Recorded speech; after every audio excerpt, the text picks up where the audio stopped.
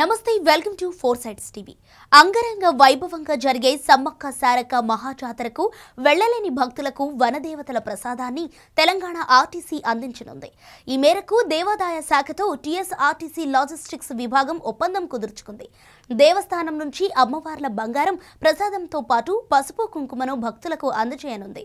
మేడారం మహాజాతర ఈ నెల 21 నుంచి 24వ తేదీ వరకు జరుగుతుండగా ఈ నెల 25వ తేదీ వరకు ఆన్లైన్ లేదా ఆఫ్లైన్లో బుక్ చేసుకునే సదుపాయాన్ని టీఎస్ఆర్టీసీ కల్పించింది.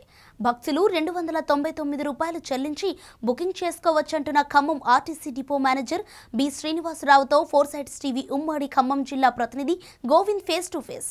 తెలంగాణలోనే అతిపెద్ద జాతర మేడారం జాతర చెప్పొచ్చు. ఈ మేడారం జాతరకి ఈసారి ఆర్టీసీ కూడా ఒక వినూత్నమైన తీసుకుంది. ఏంటంటే భక్తులకు ఇక్కడి నుంచి నేరుగా మేడారం జాతర వెళ్ళే వాళ్ళకి ప్రసాదం ఇచ్చేందుకు కూడా ఆర్టీసీ మాత్రం ప్రత్యేకంగా దృష్టి పెట్టింది. దీనికి సంబంధించి కూడా ఏదైతే సజ్జనారు తెలంగాణ రాష్ట్ర సజ్జనారు కూడా దీనికి శ్రీకారం చుట్టి ఆర్టీసీ అన్ని డిపోల కంటే జిల్లాల వారికి కూడా ప్రసాదం ఇచ్చేందుకు కూడా శ్రీకారం చుట్టారు. ఈ నేపథ్యంలో ఖమ్మం జిల్లాలో కూడా ఖమ్మం నుంచి కూడా ఇక్కడ నుంచి బస్సు మేడారం జాతర బస్సులు అనేకంగా ఏర్పాటు చేశారు.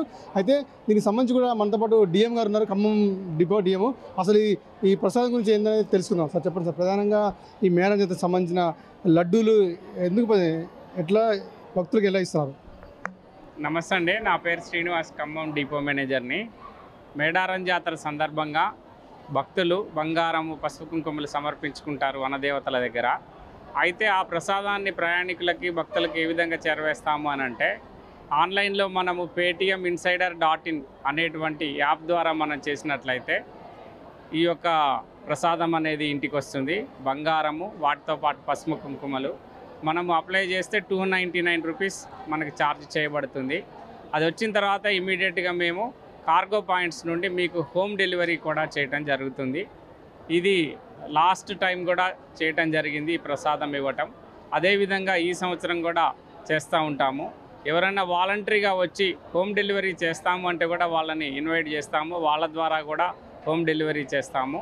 మేజర్గా కార్గో పాయింట్స్ ఉంటాయి, ఆర్టీసీలో కార్గో పాయింట్స్. ఆ కార్గో పాయింట్స్ నుంచి కూడా ఈ యొక్క ప్రసాదం డెలివరీ అనేది చేయటం జరుగుతుంది. అంటే ప్రధానంగా ఇక్కడ నుంచి ఎన్ని బస్సులు ఏర్పాటు చేశారు? భక్తులకు ఎలాంటి సౌకర్యాలు ఉన్నాయి ఇక్కడ?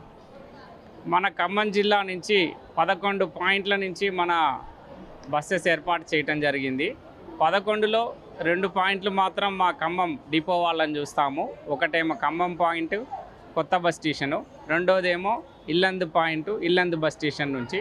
ఇల్లందు నుంచి 137 బస్సులు పెట్టడం జరిగింది.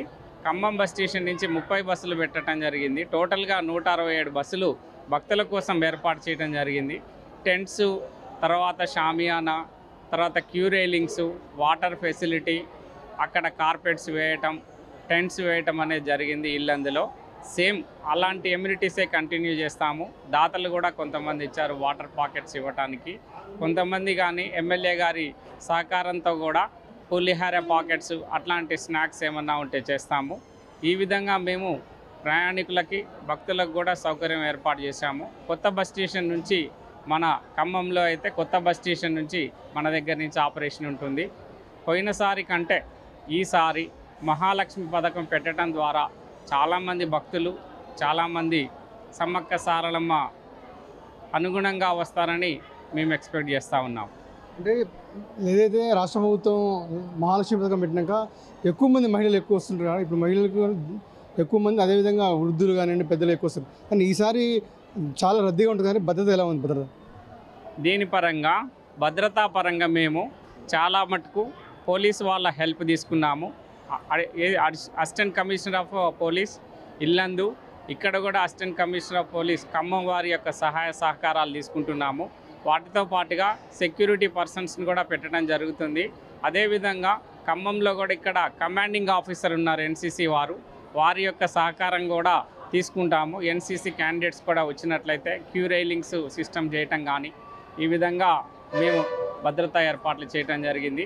ఈ మధ్య కాలంలో కొత్త బస్ స్టేషన్లు కాకుండా ఈ యొక్క పాత బస్ స్టేషన్లో కూడా సీసీ కెమెరాస్ ఏర్పాటు చేయటం జరిగింది. 9 కెమెరాస్ సిస్టమ్ సర్వేలెన్స్ కెమెరాస్ అనేవి ఉన్నాయి.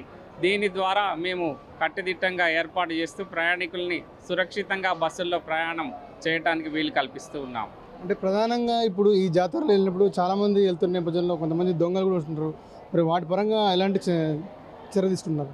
రాష్ట్ర ప్రభుత్వం కూడా ఈ యొక్క విషయంలో మేడారం పాయింట్స్లలో పోలీస్ డిపార్ట్మెంట్ని కూడా డిప్లాయ్ చేయడం జరుగుతుంది.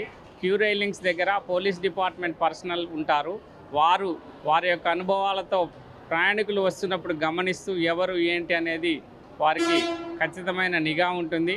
ఆ విధంగా కట్టుదిట్టం చేయడం జరుగుతుంది. అలానే పాత బస్టాండ్ కొత్త బస్టాండ్ కూడా పోలీసు వారిని ఇవ్వమని మేము అర్జించడం జరిగింది. వారు కూడా వచ్చి బస్ స్టేషన్స్లో పెట్రోలింగ్ రౌండ్స్ వేస్తూ ఉంటారు. ఈ విధంగా మేము కట్టుదిట్టంగా ఏర్పాట్లు చేయడం జరిగింది. ఓకే, మొత్తం చూసినట్టయితే మేడారం జాతర అనేది, కుంభమేళా అనేది తెలంగాణలో పెద్ద పండుగ అని చెప్పొచ్చు. దీనికి సంబంధించి కూడా ఇప్పటికే ఆర్టీసీ మాత్రం వినూత్నంగా ఎవరైతే దర్శనానికి వెళ్ళిన వారికి మాత్రం లడ్డూలు స్వయంగా ఆన్లైన్లో బుక్ చేసి ఇస్తున్న పరిస్థితి వస్తుంది. అదేవిధంగా జిల్లా వ్యాప్తంగా ప్రయాణికులకు ఎటువంటి ఇబ్బందులు లేకుండా పూర్తిగా పోలీసు బందోబస్తు కూడా ఏర్పాటు చేశామని, భక్తులకు మాత్రం ఎటువంటి అసౌకర్యం కలగకుండా అన్ని ఏర్పాటు చేశామని చెప్పి ఖమ్మం డిడిఎం చెప్తారు. ఇది కూడా తాజా పరిస్థితి. కెమెరామెన్ రాజుతో గోవింద్, 4 Sides TV, ఖమ్మం నుంచి.